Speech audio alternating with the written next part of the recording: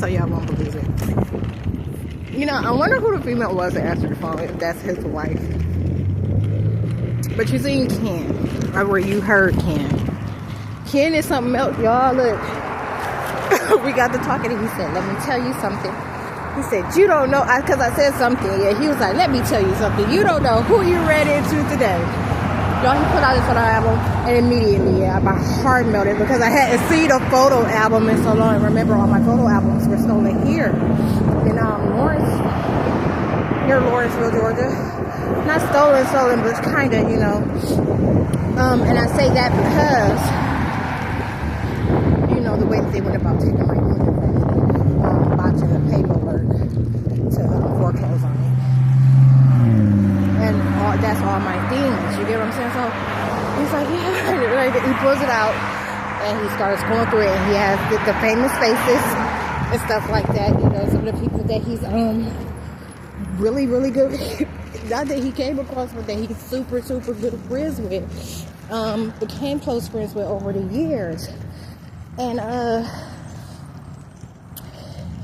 he shows me his brother, right? And I'm going in the order that you turn, because it's like, you know, I sat there and looked at the menu. I knew what I wanted, told him what I wanted, and he went ahead and rung me up. And, you know, we got into the other stuff, you know, and he was, first he showed me a picture of, who was the first picture he showed me? Him and the martial artist. I can't remember his name, but he knows all their names, you know, like those type of people. But like I said, a lot of famous faces that he's close friends with, and very knows the people that work here. So, like, for example, the mayor, you know, some of the criminal justice entities, you know, like different parts of Georgia, you know, just with all part of that surrounding Atlanta area. He knows some of them folks. He showed me this picture of his brother, and he said, "Hold on for that. We're gonna come back to it." He goes on. He shows me more pictures.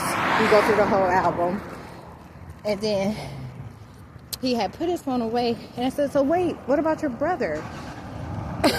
And he grabs his phone and he Googles his brother, and his brother is the CEO of NVIDIA. And I said, he said, "This is him." I said, 162 billion. He got as much money as I'm about to have.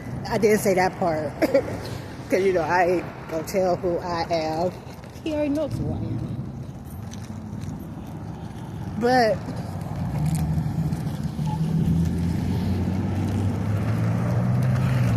hold on. And I told him, he said, "He's ugly brother, you know, or whatever." And I said, "No, he's not ugly."